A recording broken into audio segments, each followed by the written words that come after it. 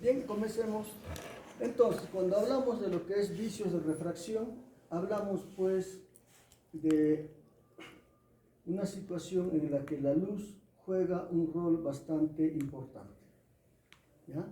Es la luz que nosotros percibimos, aquella que viene desde el espacio, la que va a impactar en la retina, donde se va a producir lo que es la transducción, el que es el convertir la luz en un fenómeno eléctrico, que es la forma como se transmite hasta el cerebro. Muy bien, entonces el ojo humano puede ver todo el espectro de luz que viene del infinito. No es así. El ojo humano solamente puede ver en lo que es los 400 y 700 nanómetros, de tal forma que aquello que está debajo y arriba de esta cantidad no va a tener o no va a poder ser percibido por el ojo humano. Por eso nosotros no percibimos lo que es la radiación infrarroja, lo que es el radar, la radiación ultravioleta, que están por encima o debajo de este rango.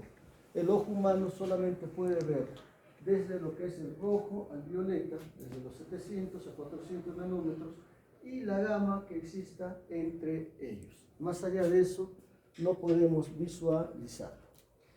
Entonces, veamos algunas propiedades ópticas, ¿no? La luz que viene del infinito puede viajar a través de una gran variedad de medios, entendiendo por medio a cualquier material que transmita la luz. Y por lo tanto, en estos medios, esta transmisión de luz se va a dar a diferentes velocidades, y esto nos da el índice de refracción, que va a ser la relación de la velocidad de la luz en el vacío y en este medio que está transmitiendo la luz. Entonces el índice de refracción es la velocidad de la luz en el vacío sobre la velocidad de la luz en el medio. Algunas propiedades ópticas a tener en cuenta es que las superficies que separan los medios ópticos se conoce como interfase óptica. Y cuando la luz va a interactuar con esta interfase óptica, ¿qué es lo que puede pasar?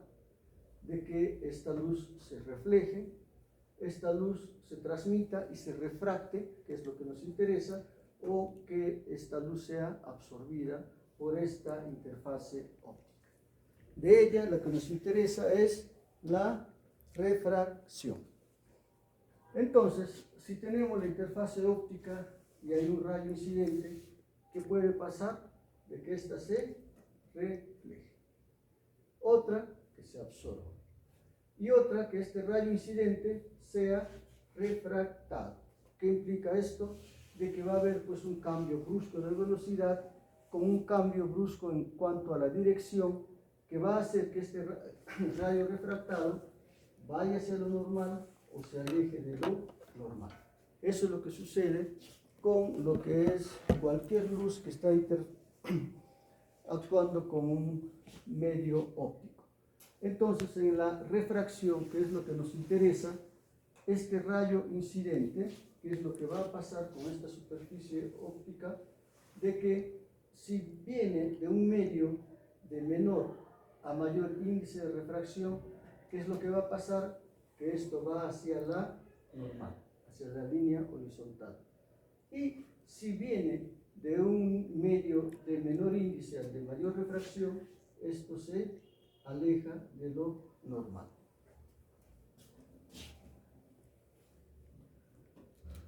Los lentes juegan un rol importante en lo que viene a ser la refracción. Los lentes son medios transparentes, pero con una capacidad refractiva definida. Dentro de los tipos de lentes tenemos a los lentes convergentes, los convexos o positivos, que hace que los rayos de luz se acerquen a lo normal. Por ejemplo, un ejemplo de esto tenemos al cristalino, donde el rayo de luz que viene del infinito se va a refractar en esta estructura y va a acercarse a lo normal, de tal forma que esto incide en lo que es un determinado punto focal. ¿Ya?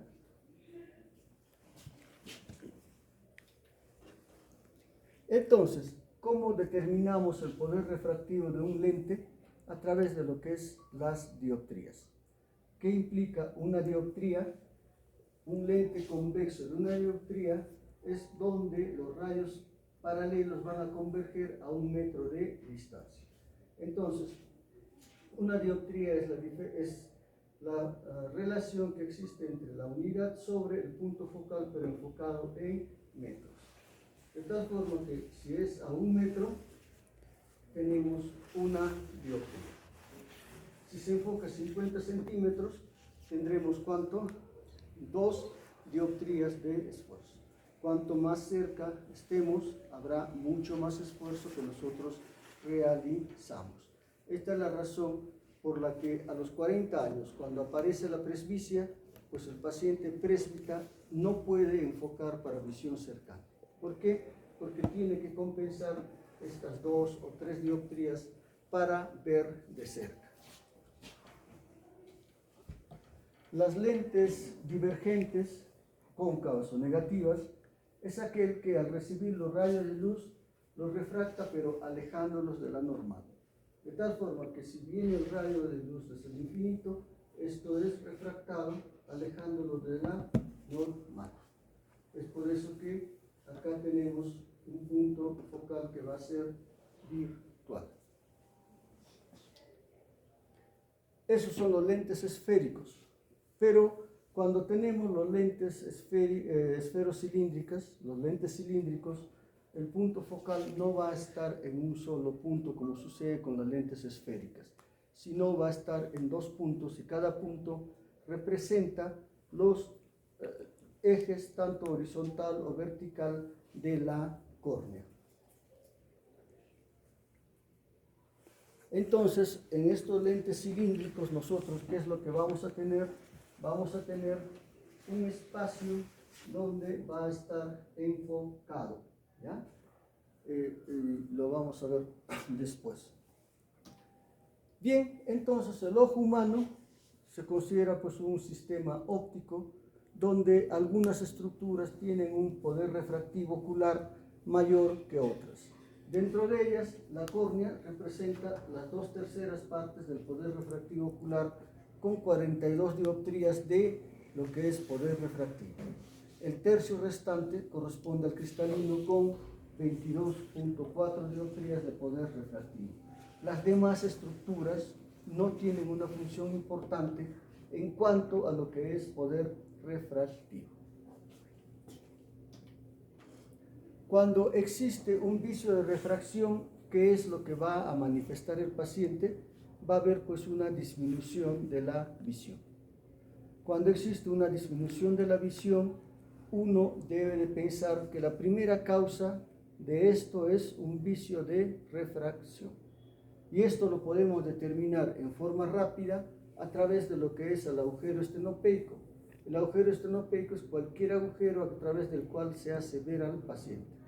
Si el paciente, por decir, tiene una visión disminuida y cuando mira a través de este agujero estenopeico, la visión va a mejorar. Esto cuando se trate de un vicio de refracción.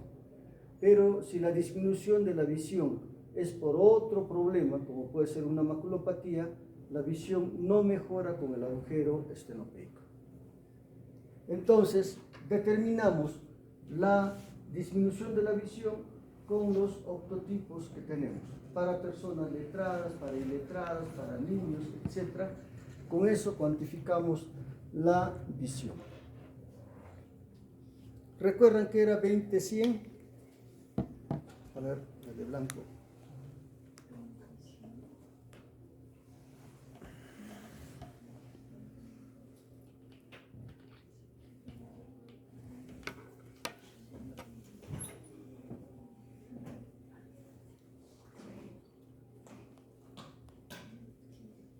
¿Recuerdan? Daniela,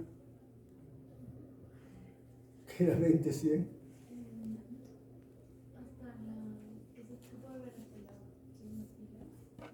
Sí, pero eso no se dice así. Claro. Hay otra forma. ¿Cómo se dice? Que mire hasta 200 metros de distancia. Por ahí, ¿qué más?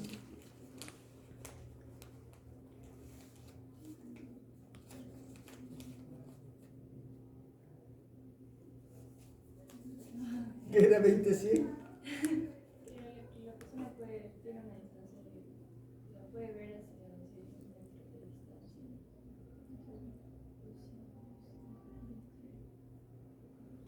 Chicos, Era que una persona, o sea, si era 20-100, yo veo a 100 metros lo que una persona puede ver a 20 pies. No, no era 100 era pies, era una comparación. claro, si comparamos a una persona normal con la persona que ve 20-100, la persona normal ve la figura de 20-100, que es la segunda fila, a 200 pies, no metros, pies. ¿Ya? Y la persona con la deficiencia ve la misma figura pero a 20 pies. Y así, 20-50, la persona normal ve esa figura a 50 pies, lo que una persona normal, la persona normal, lo que una persona con la deficiencia ve a 20 pies. Hasta que se llega a la unidad que es 20-20, donde los dos ven claro. ¿Ya? Entonces, la agudeza visual que tiene una persona termina de madurar todavía a los 6-7 años. De tal forma que cuando tenemos una visión de neonato es una visión bastante pobre. Y esa visión tiene que ir madurando poco a poco hasta llegar la visión del adulto hasta los 6-7 años. ¿Y qué es lo que se necesita para madurar la visión? Que exista imágenes claras, nítidas sobre la retina. ¿Ya? Si no sucede eso, no va a haber una visión normal. El ojo no desarrolla desde el punto funcional a valores de la visión de un adulto. ¿Ya? Entonces, cuando hablamos de vicios de refracción, que es una situación donde la visión está disminuida por problemas refractivos, hay que tener en cuenta que hablamos de emetropía, un ojo normal, cuando la luz que viene del infinito se va a enfocar sobre la retina. ¿Ya? Y cuando no se enfoca sobre la retina, va a aparecer lo que es la ametropía. Una ametropía que será miopía si se enfoca delante de la retina, hipermetropía si se enfoca detrás de la retina. Y el astigmatismo si se enfoca en dos puntos diferentes, ya sea delante o detrás de la retina. Astigmatismo, por ejemplo acá, dos puntos donde está siendo enfocado la imagen, y este espacio se denomina el conoide de Sturm. Entonces, en el astigmatismo es donde más fenómeno de astenopía se presenta. ¿Qué es el astenopía? El cansancio que sobreviene al no usar anteojos. ¿Ya? Entonces, en estos pacientes hay mucha mayor astenopía por esa situación donde no se ve en un solo punto, sino en dos. Emetropía, habíamos dicho, ojo normal cuando enfoca sobre la retina. Entonces, todo lo demás que no enfoca en la retina es un trastorno de refracción. Por lo tanto, estas ametropías pueden ser tanto primarias como secundarias. Las ametropías primarias son divididas en focales o estigmáticas o afocales o astigmáticas. La primera, las estigmáticas, van a enfocar en un punto, ya sea por delante o detrás de la retina. Vale decir, estos son los pacientes que van a cursar con miopía o hipermetropía. Y esta puede ser causada o bien porque tienen un eje antero-posterior muy grande en caso de miopía o muy pequeño en caso de hipermetropía. Otras causas de esto puede ser de que haya problemas por posición del cristalino, curvatura del lente, de la córnea o en el índice de lo que es el cristalino. ¿Ya? Y las afocales o astigmáticas enfocan pues en dos líneas focales principales, de tal forma que en estas circunstancias la principal causa que lo produce es las de curvatura, aquellas que se deben a problemas corneales. En cuanto a las ametropías secundarias o patológicas, va a haber pues alteración en lo que es el diámetro antero-posterior del ojo. ¿En qué circunstancia tenemos alteraciones en el diámetro antero-posterior del ojo? En caso de miopía degenerativa, en caso de miopía por buftalmos, por un ojo grande, o en hipermetropía porque existe de pronto un microftalmos, entre otras cosas. Puede haber también ametropías secundarias patológicas por alteraciones en la situación de los elementos ópticos, ya sea que el cristalino esté subluxado delante de su inserción normal o posterior a su inserción normal, que dará miopía o hipermetropía. Por alteraciones en el poder dióptrico de las superficies. La superficie corneal tiene una determinada curvatura y la superficie pues es totalmente adecuada, ¿no? Pero puede haber situaciones donde hay ectasia de esta superficie, donde hay queratocono, que va a condicionar la aparición de un vicio de refracción en su inicio, ¿ya? Puede haber por alteraciones en el índice de refracción. Por ejemplo, en pacientes que ya tengan algún grado de catarata, se ve alterado por la presencia de esta alteración precataratosa que condiciona que haya vicios de refracción. O por ausencia de elementos ópticos. Por decir, habrá un paciente que tiene una hipermetropía, sí tiene una luxación del cristalino o ha sido operado del cristalino sin la corrección de lentes intraoculares. Recuerden, el cristalino es un lente. Si el cristalino está luxado y no cumple su función de lente, entonces hay una hipermetropía. Entonces, en conclusión, podemos resumir los vicios de refracción en hipermetropía, miopía, astigmatismo y presbicio. Cuando hablamos de una situación de hipermetropía, porque existe un poder dióptrico deficiente, por lo que los rayos de luz van a enfocarse por detrás de la retina. Esto es un trastorno relativamente común, ¿no?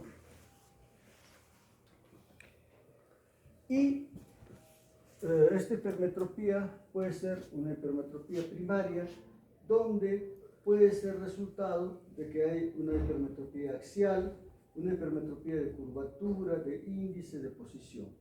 De todas ellas, la forma más frecuente de hipermetropía lo constituye la hipermetropía axial, un diámetro antero-posterior mucho más pequeño. Entonces, cuando hablamos de hipermetropía axial, hay una disminución del eje antero-posterior. Es un ojo definitivamente más pequeño. Pero vean ustedes cómo existe esta relación de que un acortamiento de 1 milímetro en el diámetro antero-posterior del ojo significa 3 dioptrías de medida, ¿ya? Entonces, pues, si el ojo tiene 24 milímetros, cada milímetro más pequeño significa 3 dioptrías, ¿ya? Entonces, es por eso que el ojo, pues, el desarrollo es un proceso bastante exacto, ¿no? Ahora, esta hipermetropía puede ser también por curvatura, por disminución de la curvatura de la córnea y o cristalino. Esta hipermetropía de curvatura, ¿no?, también se da ¿por qué? Porque un aumento de 1 milímetro en el radio de curvatura de la córnea determina una hipermetropía de 6 dioptrías, ¿ya? Entonces, pues es bastante exacta lo que es el desarrollo del ojo como de todos los órganos que tenemos.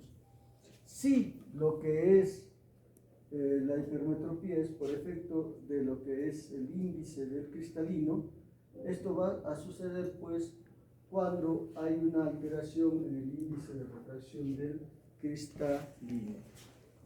Asimismo, puede haber una situación de hipermetropía de posición. Cuando el cristalino se encuentra por detrás de la inserción normal del cristalino. En este caso, también se presenta lo que es la hipermetropía. Un paciente con hipermetropía, ¿qué sintomatología va a presentar? Va a presentar una visión borrosa, tanto para lejos como para cerca.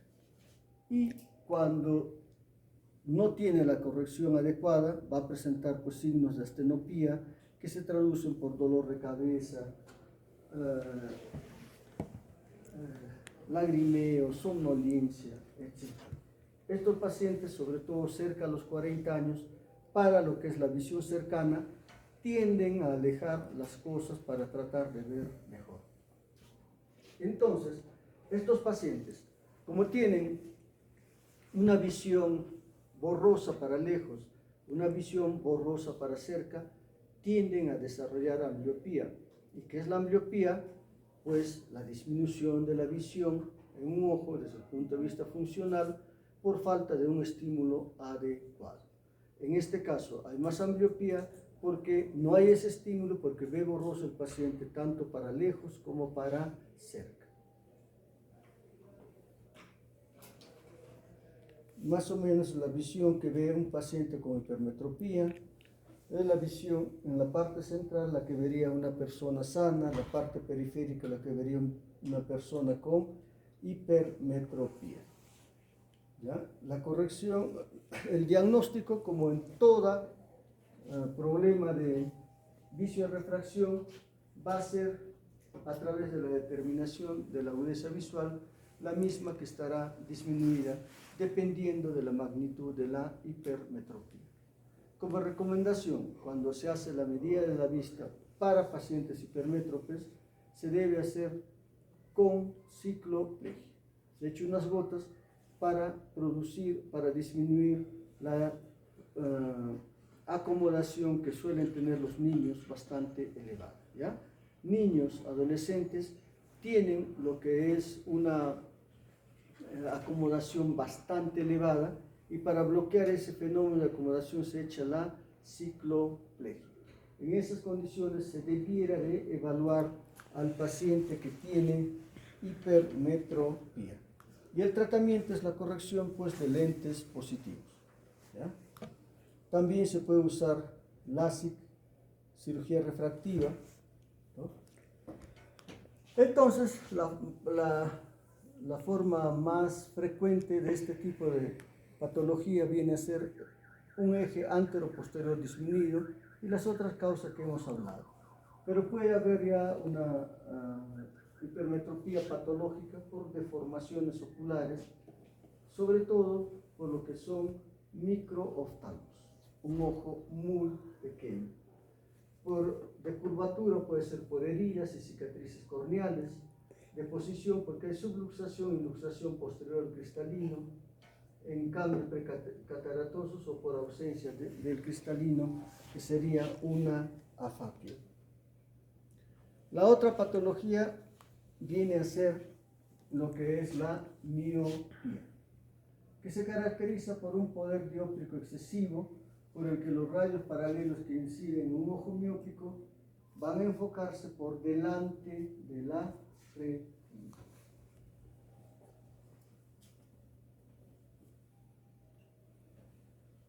Entonces, la miopía también suele clasificarse en una miopía primaria, otra secundaria y patológica. La primaria, donde va a haber una miopía axial, que va a ser la forma más frecuente de presentación de la miopía. Una miopía donde la longitud axial está más grande que el ojo normal. Esa es la forma más frecuente de miopías, aunque también puede haber de curvatura, de índice y de posición.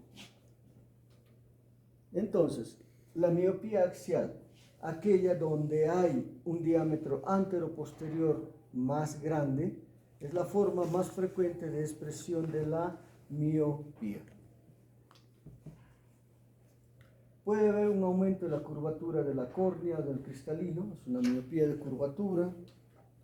Puede haber un aumento del índice de refracción del cristalino.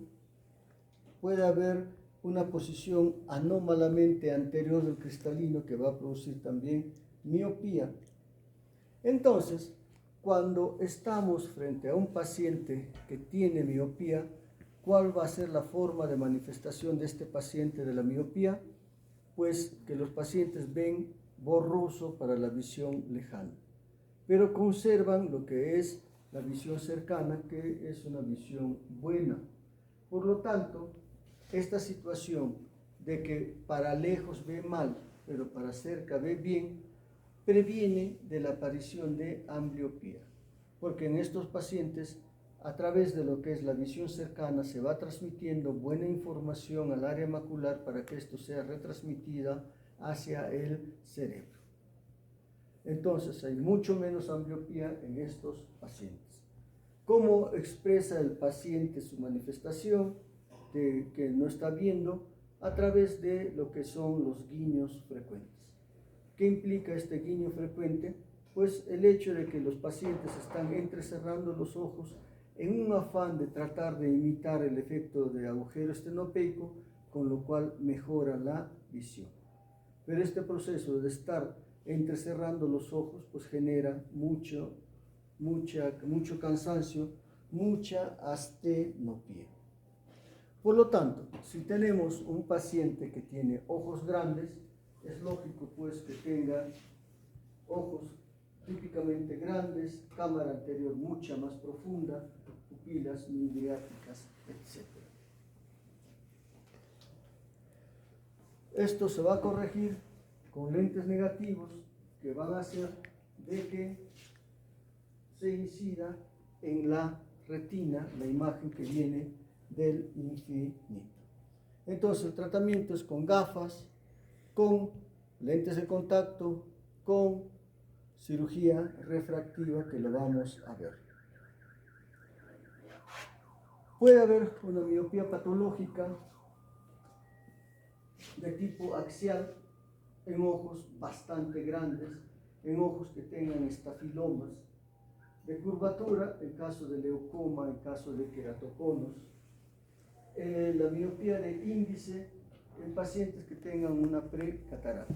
Los pacientes precataratosos tienden a miopizar. Otro tipo de miopía lo constituye la miopía degenerativa o patológica axial. ¿Ya? Esto es una clasificación aparte que hay que tener en cuenta, que es que se presenta en una proporción mucho más baja, solo el 4% de todas las miopías, y en estos casos va a haber pues, cambios degenerativos, sobre todo en lo que significa la retina, y tiende a ser pues, un carácter evolutivo. Cuando estamos frente a un paciente con miopía degenerativa, no hablamos solamente de una situación de un vicio de refracción, sino en estos casos hablamos de una miopía donde la enfermedad es la retina, la enferma es la retina, es una enfermedad de la retina. Entonces, en una miopía degenerativa, ¿qué vamos a tener? Pues vamos a tener midriasis, cámara anterior profunda, tendremos cono miópico, degeneración del vítreo, estafiloma escleral, que puede llevar después a desprendimiento de retina, etc. Manchas de Fuchs, ¿no? Que son cambios que van a aparecer en estos pacientes. En la imagen derecha tenemos una imagen de un fondo de ojo normal y en la izquierda un paciente que tiene miopía degenerativa. A ver, ¿quién me muestra la papila, por favor? Pero ahí, acá.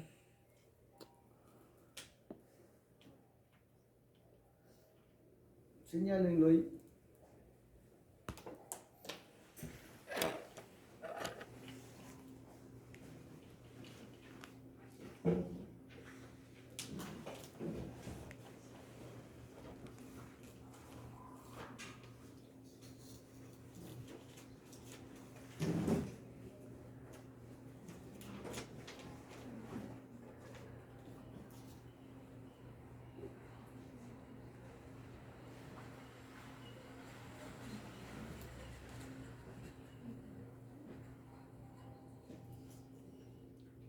A ver, ¿quién se acerca y señala dónde está la papila en la imagen izquierda?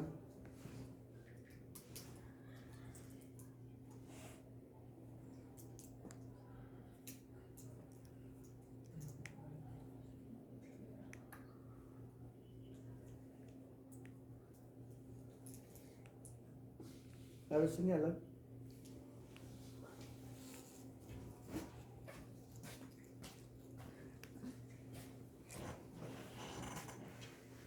No, al otro lado. Ujú.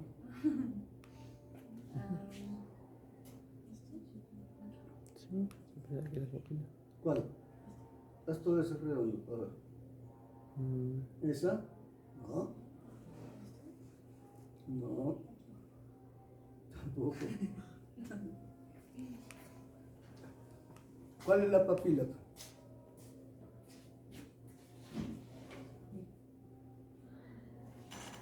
¿Mm? La papila es esto. ¿Ya? Esto es lo que se llama cono miópico.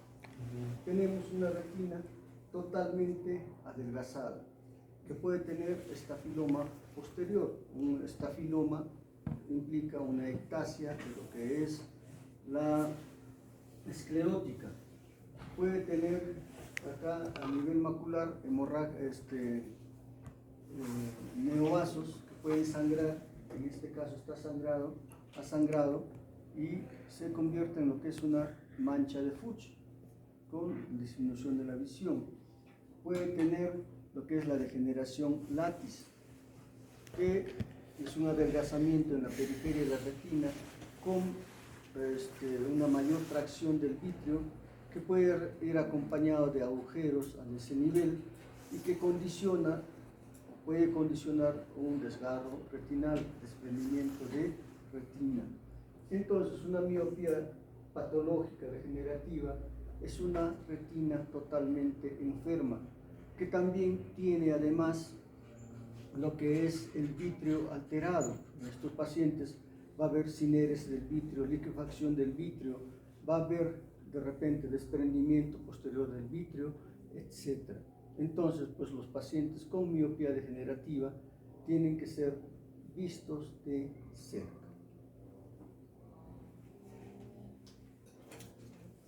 En el astigmatismo va a ser una situación donde los rayos de luz paralelos que inciden en el ojo no son refractados igualmente por los dos meridianos, no son refractados en un solo punto, sino son refractados en dos puntos.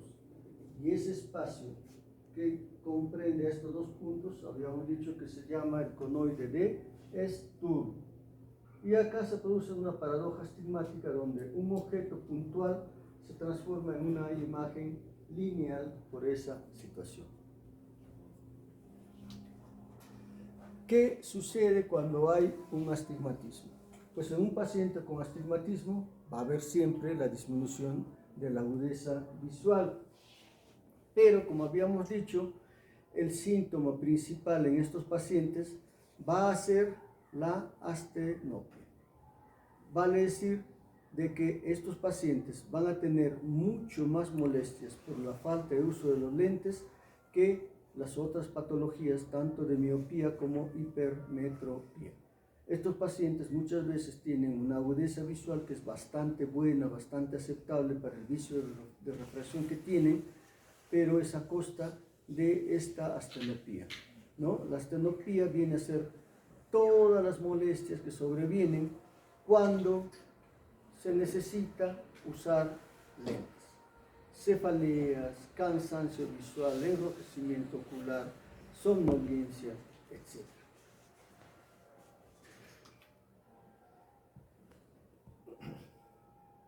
Bueno, clasificación puede ser simple, compuesta, mixta, que lo vamos a ver. Generalmente vienen de una situación regular. ¿Por qué? Porque va a depender de las curvaturas corneales. La situación irregular en un astigmatismo se da sobre todo cuando hay cicatrices corneales. Bien, cuando vemos que es un astigmatismo simple, cuando uno de los meridianos se encuentra en el plano retiniano y el otro está o en la parte de miopía o en la parte de hipermetropía. De tal forma que si tenemos un astigmatismo miópico simple, es por lo que tenemos una luz que está siendo enfocada en la retina y otro en la parte de miopía, delante del ojo. Astigmatismo miópico simple. ¿Cuándo será el hipermetrópico simple? Cuando uno de los puntos esté en la retina y el otro detrás de la retina. Astigmatismo hipermetrópico simple.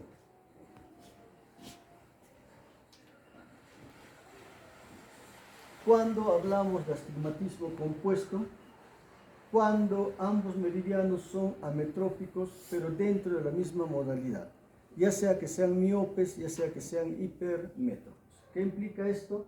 El astigmatismo miópico compuesto, uno de los ejes está delante y el otro también delante, pero dentro de lo que es la parte de miopía, delante del ojo. Y hipermetropía compuesto es cuando está detrás del ojo los dos ejes.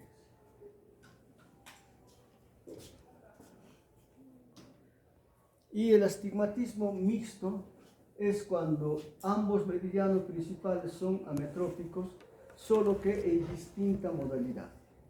Uno está en la parte de miopía y otro en la de hipermetropía. Un eje en miopía, el otro en hipermetropía. Astigmatismo mixto. Solo como referencia.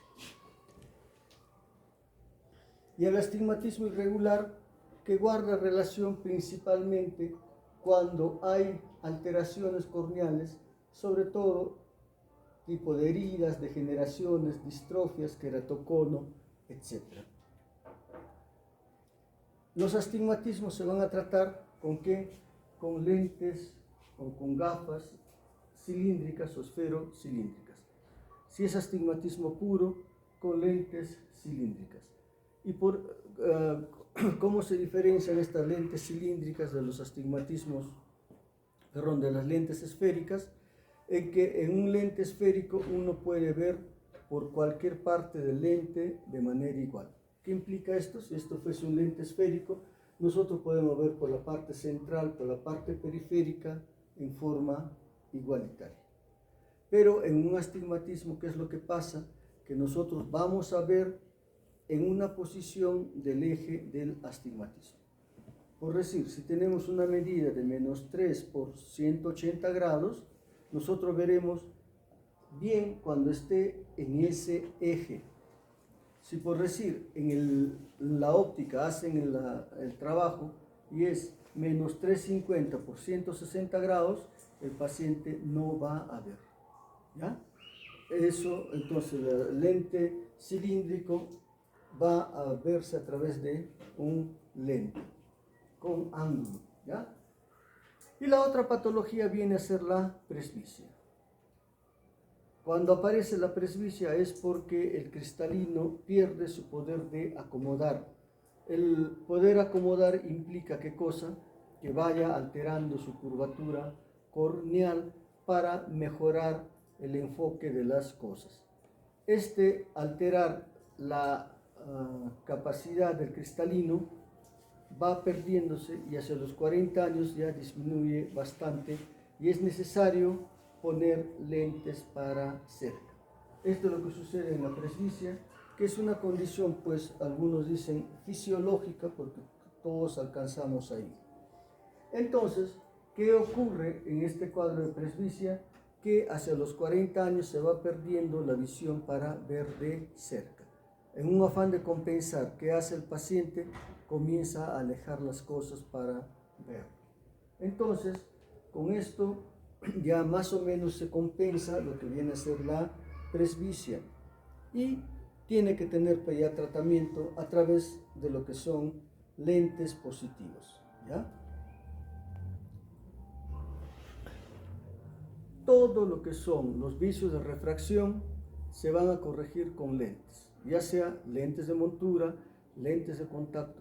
Cualquiera de ellos va a producir un buen resultado. Pero también se puede operar a estos pacientes. Y esta operación, ¿qué es lo que va a producir?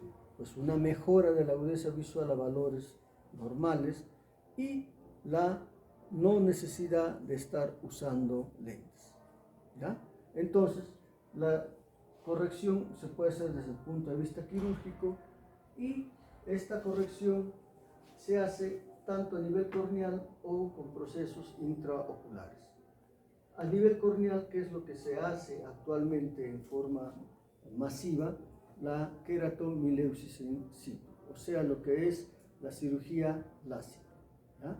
Pero anteriormente se hacía la cirugía incisional, que ya está siendo dejado de lado. Y cuando ya no se puede realizar esta cirugía de LASIK, sobre todo, se puede hacer procedimientos intraoculares donde se ponen lentes intraoculares de tipo fáquico o pseudofáquico. El fáquico es cuando se pone un lente intraocular en cámara anterior teniendo la persona el cristalino. Pseudofáquico es cuando se saca el cristalino y se pone el lente intraocular. Entonces, ¿en qué situación se usan estos procedimientos? Cuando hay medidas demasiado elevadas. Por decir, un paciente con miopía de 15, 18, 20. ¿Ya? Entonces, anteriormente se hacía la queratotomía radial, que consistía en hacer cortes hasta de una profundidad del 90% para tratar de corregir el vicio de refracción. Entonces, pues se hacían esas incisiones que debilitaban bastante el ojo. Son procedimientos que ya no se realizan en la actualidad. También se podría corregir el astigmatismo a través de esta incisión arcuata que se está viendo. Era un procedimiento que daba buenos resultados, pero actualmente con lo que es la cirugía LASIK ha evolucionado mucho más, ¿ya? Entonces tenemos ahora la cirugía LASIK que va a realizar esta situación de cirugía refractiva, pero hay algunas limitaciones en cuanto a cuánto se puede operar. Generalmente se dice que miopías pueden operarse pues con éxito, miopías de 6, quizás 7, algunos dicen 8, astigmatismos también del orden de 4, 5, 6, ¿no? Pero lo importante es de que los pacientes que se van a someter a una cirugía refractiva deben tener por lo menos de 20 años para arriba. Sobre todo en pacientes que tienen alguna miopía de consideración. ¿Por qué razón? Porque pueden quedar hemétropes, pueden quedar bien en el postoperatorio inmediato, pero el ojo todavía está en desarrollo hasta los 22, 24, 25 años. Entonces, con que crezca 0.5 milímetros, eso implica 1.5 dioptrías de medida, ¿ya? Entonces, eso es mejor esperar sobre los 20 años en pacientes que tienen miopía. Cuando se hace la cirugía refractiva, siempre uno se hace esto con un determinado objetivo, ¿no? Por decir, si tenemos gente que quiere postular a la Policía Nacional, ahí se pide un determinado nivel de medida. Entonces, si se hace la cirugía refractiva, pasan ese rubro y ingresan normalmente. Cuando una persona es muy dependiente de los lentes porque tiene una medida muy alta, también es una indicación para realizar cirugía refractiva.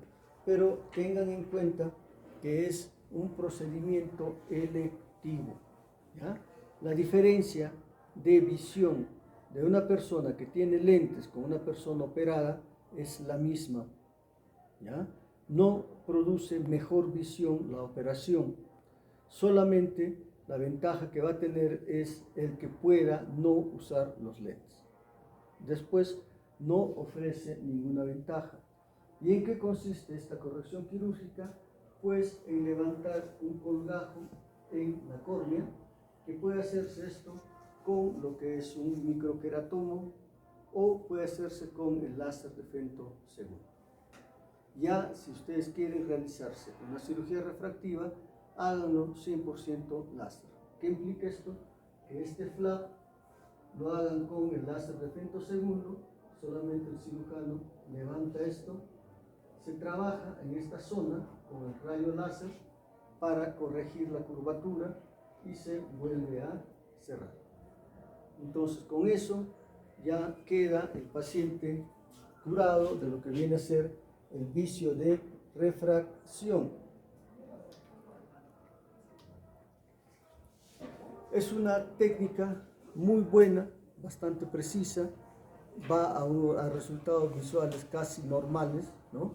Y puede haber en el postoperatorio complicaciones, ¿no?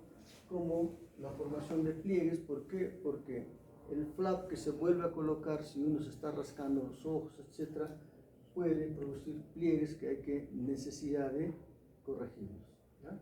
Puede haber crecimiento epitelial, puede haber queratitis lamelar, ¿no? Diferentes tipos de lo que es queratitis lamelar que con un tratamiento va a revertirse. Entonces, en líneas generales, pues lo que es la cirugía refractiva es un procedimiento muy bueno para todos los pacientes. ¿Qué contraindica una cirugía? El hecho que la córnea sea muy delgada, el que haya presión intraocular elevada, el que haya un diagnóstico de ojo seco. En esos pacientes no se debiera de realizar este procedimiento, y como parte del postoperatorio sobreviene pues un ojo seco, ¿ya? Que es transitorio, dura algunos meses, después pasa. Entonces es un muy buen procedimiento, pero consideren siempre que este es un procedimiento electivo, ¿ya? Ahora bien, ¿qué otra posibilidad tenemos en esta cirugía refractiva? Lo que son los anillos intraestromales. Estos anillos se van a colocar en el estroma corneal y se usa principalmente para lo que es estabilizar a un paciente que tiene lo que es el queratocono. El queratocono es una ectasia corneal, que es un proceso evolutivo que puede llevar a trasplante de córnea. Entonces, con los anillos intraestromales se previene el avance de este queratocono y además que corrige en parte el problema refractivo que tiene el paciente, ¿ya? Entonces también es una posibilidad a tenerlo en cuenta. Si ya tenemos una medida muy alta, digamos de 15, 18, 20, 20 y tantas miopías, ¿no? Dioptrías de miopía, entonces ya tenemos que colocar lo que es lentes intraoculares fáquicas. ¿Qué implica esto? Que son lentes intraoculares que se colocan en la cámara anterior con el paciente que tiene su cristalino normal, ¿ya? Entonces, estos lentes se colocan con asas que pueden estar sujetas en el ángulo auricular o pueden estar sujetas en el mismo iris, ¿ya? Entonces, con esto se corrige cualquier tipo de vicio de refracción esférico, sobre todo de lo que es la miopía. Entonces, como hay un lente intraocular en cámara anterior que se está poniendo, puede haber un bloqueo de la cámara, de la pupila, y el humor vítreo no salir. Entonces se hace una irectomía periférica para que siga circulando el humor acuoso, ¿ya? Entonces esto va a corregir sobre todo lo que es vicios de refracción de tipo esférico, miopías principalmente o hipermetropías. Es un procedimiento reversible. Si hay cualquier problema se puede sacar el lente y no hay mayor inconveniente en el paciente, ¿ya? Entonces, estos lentes intraoculares fáquicas son para ametropías pues altas, es una cirugía reversible. Hay diversos tipos de lentes que pueden colocarse con soporte angular, soporte en el iris, precristalinianas, etc. Lo importante es de que esto va a corregir el vicio de refracción que tiene el paciente. Entonces, también existe lo que es los lentes intraoculares pseudofáquicas. ¿Qué implica esto? Que se saca el cristalino y se pone el lente intraocular en su lugar. ¿Ya? Entonces, ¿esta cirugía se puede hacer en pacientes jóvenes? No. ¿Por qué? Porque predispone a que exista mayor posibilidad de desarrollo de desprendimiento de retina. ¿Ya? Entonces, los lentes intraoculares hay que hacerlo en pacientes que tienen la indicación necesaria. Generalmente, de pronto, pacientes que tengan catarata, que con un lente intraocular se corrige la parte de la catarata y la parte del vicio de refracción que pueda tener el paciente.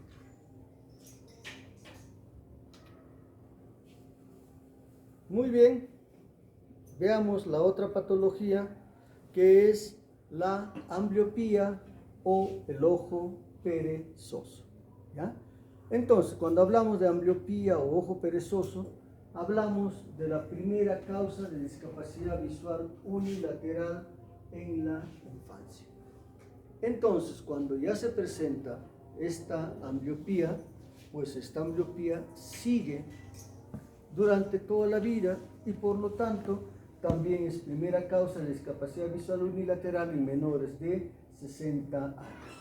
A nivel mundial tiene una prevalencia de 2 a 4%. Tiene una prevalencia de 2 a 4% y la ambliopía unilateral es mucho más frecuente que la ambliopía unilateral. ¿Ya?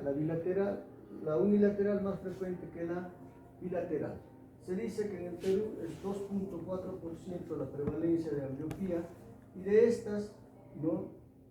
Hay estudios que dicen que la anisometropía es la más frecuente y el estrabismo en segundo lugar. ¿Ya? ¿En quiénes se va a presentar esta ambliopía? Sobre todo en pacientes que tengan prematuridad, retrasan el desarrollo psicomotor y aquellos que tengan antecedente familiar. Cuando hablábamos de vicio de refracción, tengan en cuenta lo que es las isometropías y las anisometropías como fuente de vicios de refracción. Las isometropías son aquellas medidas que son altas en ambos ojos. Esto puede producir ambliopía bilateral, unilateral. Pero la anisometropía, que es aquella diferencia de medida entre uno y otro ojo, siendo un ojo casi normal y en el otro con una medida alta, estas son las que más ambliopía causan. ¿Por qué? Porque el paciente pasa desapercibido.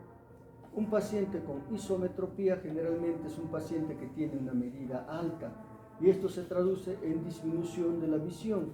Y la disminución de la visión bilateral pues va a ser una cosa que no va a pasar desapercibida en el colegio. Pero una anisometropía sí. ¿Por qué? Porque el paciente ve bien con un ojo y con ese ojo bueno puede realizar casi toda su actividad.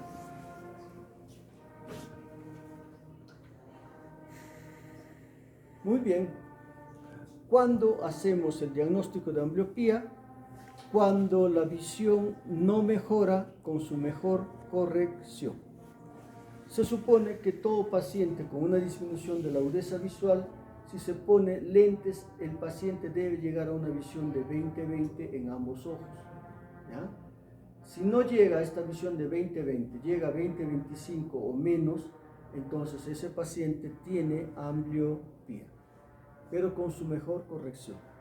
Y tener en cuenta también que cuando ponemos un lente a un niño de 5 años y ve una visión de 20/40, todavía podemos en este niño dar un chance. Se pone los lentes y se cita a los 4 meses para ver cómo está su visión. Porque en los niños la visión con la corrección adecuada todavía suele mejorar. Y el diagnóstico de ambliopía se hace cuando en el siguiente control, a pesar del uso del lente por más de 3 meses, no mejora su agudeza visual. Y cuando nosotros examinamos a un paciente que tiene ambliopía, en el examen no vamos a encontrar una causa que justifique esa baja visión que está teniendo con lentes. No hay una lesión orgánica que nos explique, ¿ya? Pero actualmente sí se ha determinado que a nivel de la corteza occipital va a haber un déficit de conectividad, de tal forma que la información que llega a la corteza occipital no se procesa en forma adecuada en los pacientes ambliopes, y esto genera que el paciente no gane visión a los valores que son considerados normales del adulto. Entonces, la lesión actualmente se dice que es a nivel de la corteza occipital, donde va a existir daño orgánico, pero sobre todo un déficit de la conectividad. Y esto va a variar.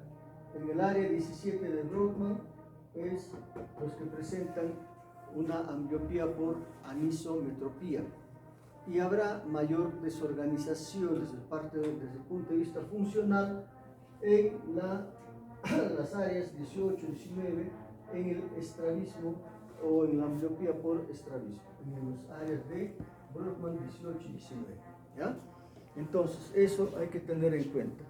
También se había dicho de que existe un grosor a nivel de la coriocapilaris que va a cambiar cuando mejora la ambliopía, ¿ya? Pero lo más importante, lo que se conoce más, es eso, de que actualmente la lesión que va a ocurrir está en la corteza occipital. Entonces, la ambliopía viene a ser pues una falla en el desarrollo neuronal normal, ¿ya? Y para que ocurra este fallo neuronal, ¿qué es lo que tiene que ocurrir? Pues tiene que haber una experiencia visual anormal. Esta experiencia visual anormal se traduce por una imagen poco clara, no nítida a nivel de la retina, y esto hace de que el ojo no transmita hacia la corteza occipital una información adecuada, y por lo tanto el ojo no va a mejorar desde el punto de vista funcional. Esta experiencia normal, ¿quiénes lo producen? Principalmente lo que es el estrabismo, los vicios de refracción, las ametropías y fenómenos de deprivación. ¿Cuáles son los fenómenos de deprivación? Pues cuando hay catarata congénita, cuando hay ptosis congénita. Entonces, esta experiencia visual anormal que va a ocurrir o que va a producir un fallo en el desarrollo neuronal normal, ¿no?, produce pues lo que es ambliopía. Y para que se produzca ambliopía, esta experiencia visual anormal tiene que ocurrir en un determinado tiempo. ¿Cuál es ese tiempo? Los primeros 6 años de vida, ¿ya? Hasta los 6 años de vida, hasta los 7, donde se produce el desarrollo visual que logra la visión normal de un adulto, hasta ahí, si hay alguno de esos factores, se produce ambliopía. Por decir, más adelante, si hubiera un estrabismo, una deprivación que se va a presentar a los 10, 12, 14 años, ya no se va a generar ambliopía. Ahora, para revertir la ambliopía también existe un tiempo. Este tiempo que hemos dicho, hasta los 6, 7 años, este periodo crítico que se presenta para que se produzca el desarrollo de la función visual, también es el tiempo en que se tiene para revertir el cuadro de ambliopía. A ver, paciente varón de 12 años que sufre una catarata traumática del ojo derecho. Es operado de catarata en un año después de la catarata que ha sufrido con un lente intraocular. Control previo al accidente que tuvo era visión de 20-25 en ambos ojos, ¿ya? La pregunta es, después de la operación, ¿cuál será la visión que logra el paciente? una buena visión 20-25, una visión disminuida de 20-70 o una visión de cuenta de ellos. ¿Cuál creen que sería? ¿Cuál marcarían y por qué?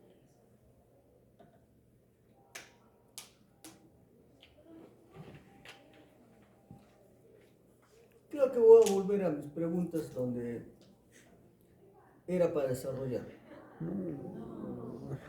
2, 3 preguntitas nomás.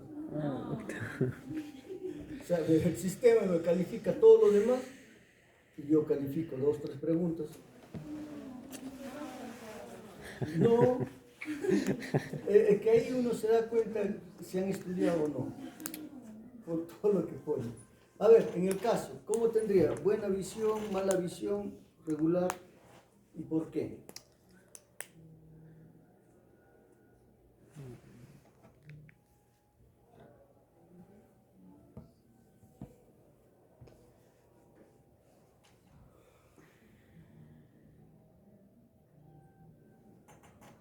Hago una lista, de repente lo salgo.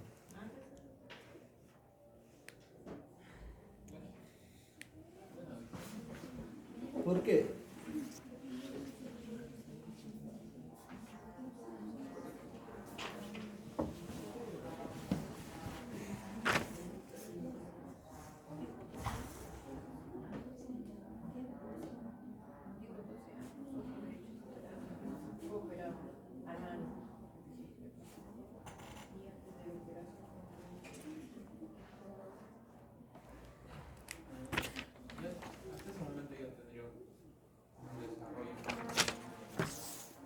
¿Cómo? Hasta ese momento ya tendría un desarrollo ya casi Ya. Y entonces, no afectaría mucho la exposición a la luz ya en ese momento a la retina. El único problema ahí sería la catarata. claro, ya se produjo la maduración visual, ¿no? Ya llegó a la visión normal de 20/20. Entonces, en ese paciente, cualquier trauma que sufra a futuro ya no le va a producir ambliopía, que es diferente a que si un niño de 5 años tiene una catarata traumática y se opera a los 6 años y medio, ese paciente no recupera la visión normal. Y si tenía hasta los 5 años una visión normal, por efecto de la catarata, pierde la visión que había logrado. ¿Ya? ¿Por qué? Porque se comporta esa catarata en este niño como un factor de miopización. Entonces, es por eso que el tratamiento de la ambliopía es con parches. Se parcha el ojo bueno, pero si no hay supervisión adecuada, ese ojo bueno que ve bien con el parche puede producirse ambliopía. Es el mismo efecto del ejemplo. ¿Ya? Entonces, pues, para que ocurra la ambliopía, la noxa tiene que aparecer en este periodo crítico, a una edad antes de los 6 a 7 años. Entonces, este periodo crítico también sirve para lo que es el tratamiento. Hasta los 6-7 años existe más posibilidades de lograr mejores resultados. ¿Ya? ¿Por qué? Porque se dice que el tratamiento de la ambliopía no tiene tiempo, que incluso en los adultos hay buena mejora de la agudeza visual. ¿Ya? Entonces, en el periodo crítico este del sistema visual inmaduro es lo que se debe de dar el tratamiento con mejores resultados. ¿Ya? Quizás a futuro se vaya a usar medicación que en una persona adulta se vuelva a este periodo visual inmaduro, crítico, para lograr el estímulo. Y de la misma forma, de repente, en otras partes del cuerpo se puede hacer esto, abrir una ventana de tal forma que ese proceso crítico de desarrollo de esa estructura que nosotros queremos curar se abra, se logre la reparación y se vuelva a cerrar el proceso, ¿no? Ojalá que se logre, porque sería muy buena alternativa.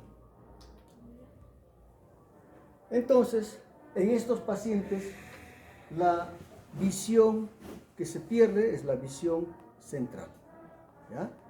Y entre otros cambios que va a haber en estos pacientes, va a ser de que presentan un fenómeno de amontonamiento, que figuras que están, por ejemplo, en el octotipo, cuando están todas en la línea, tienen mucho más dificultad de ver.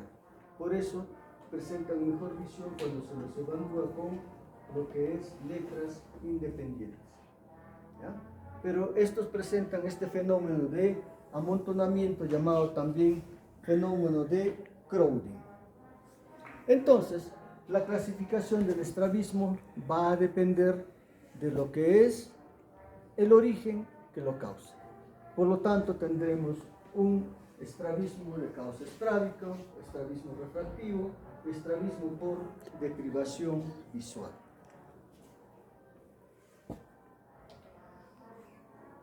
La ambliopía estrábica. La ambliopía estrábica es una de las ambliopías más frecuentes.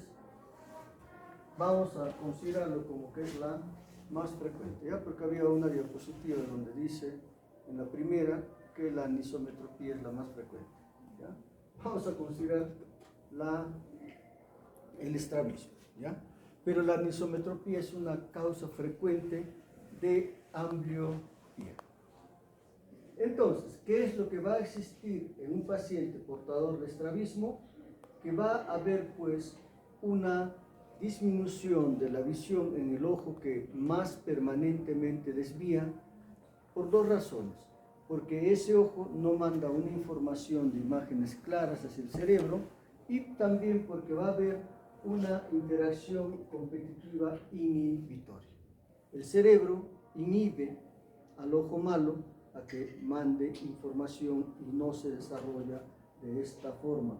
E incluso va a haber pues una supresión constante por el cerebro en este paciente que está desviando. Y se genera la ambliopía siempre y cuando exista lo que es un sistema visual inmaduro, ¿ya? Ahora, ¿qué tipo de estrabismo va a producir esto? Todo tipo de estrabismo. Las esotropias, exotropias, hipertropias, hipotropias, todas ellas producen ambliopía.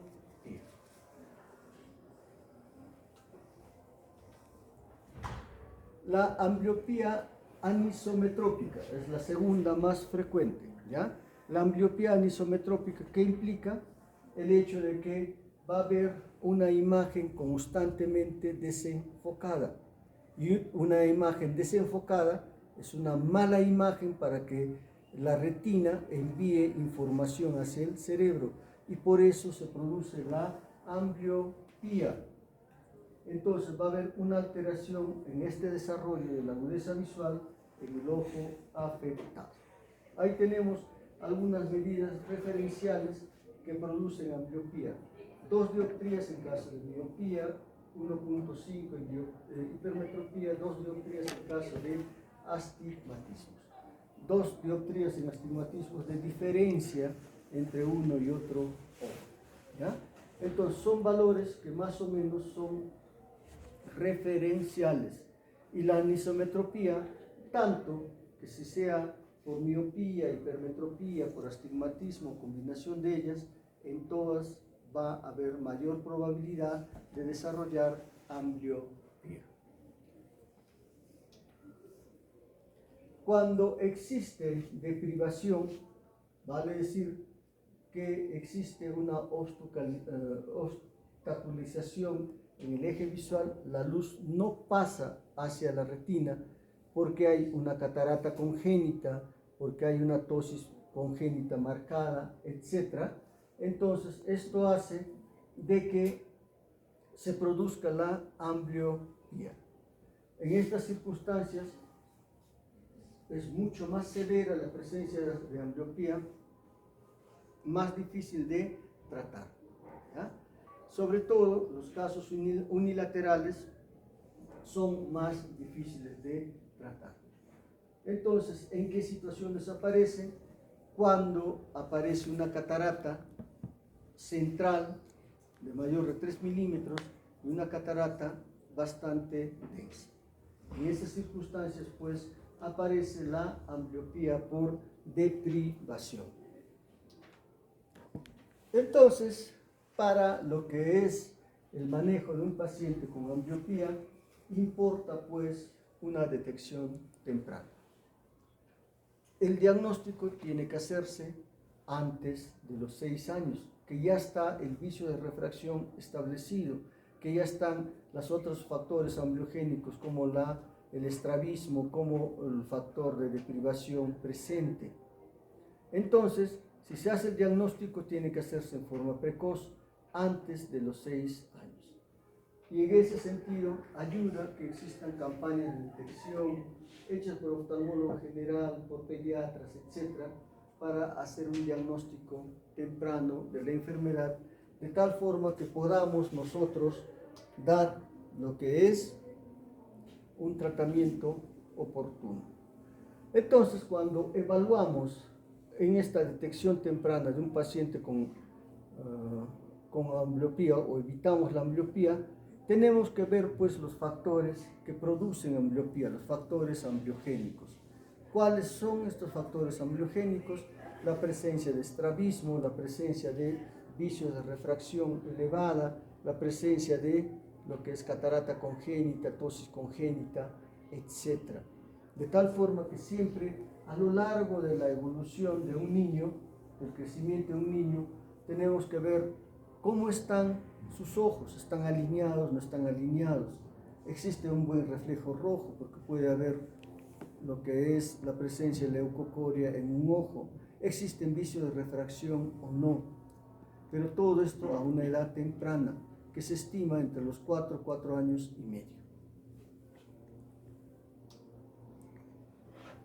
En los niños, la agudeza visual ya se puede cuantificar a los 4 años y medio.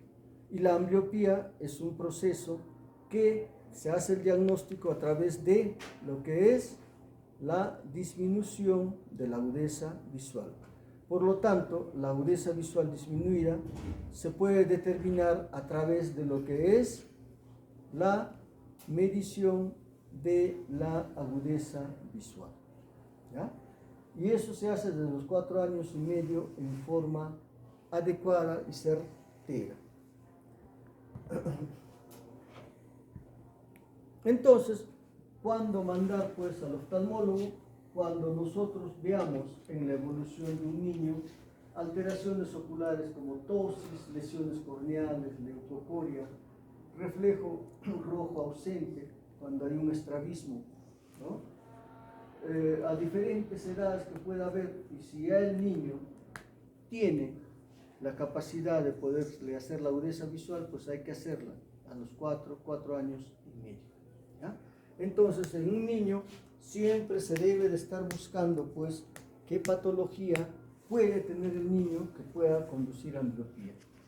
Cuando hablamos de patología infantil, desde el punto de vista ocular, la ambliopía constituye, pues, el corazón de todo lo que es la oftalmología pediátrica, ¿ya?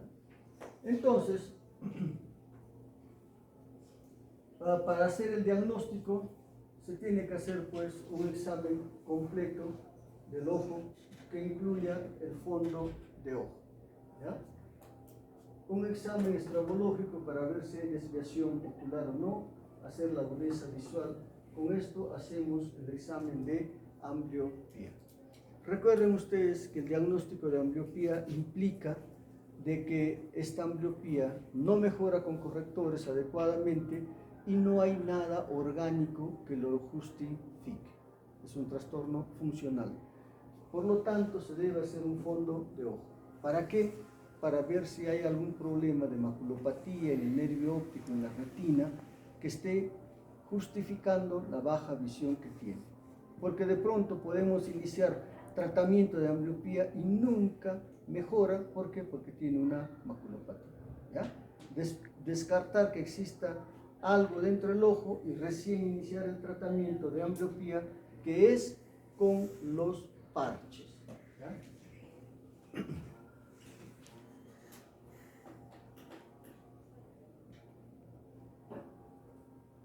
Bien, entonces la agudeza visual nos va a ayudar a hacer el diagnóstico. Y este diagnóstico de la agudeza visual pues se hace en niños a diferentes edades.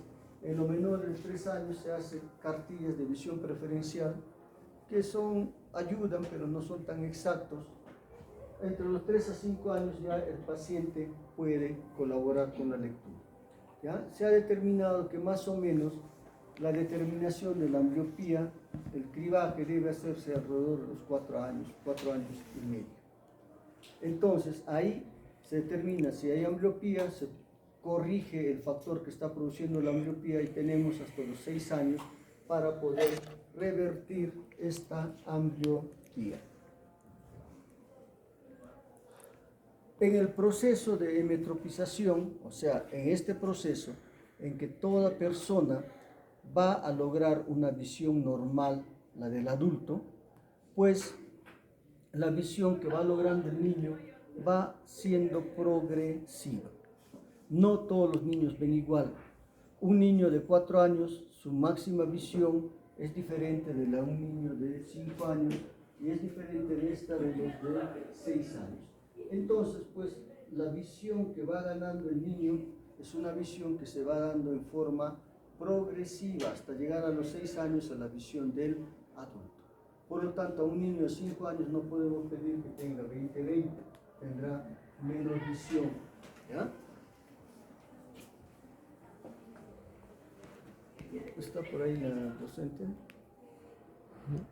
Bueno. ¿Todavía?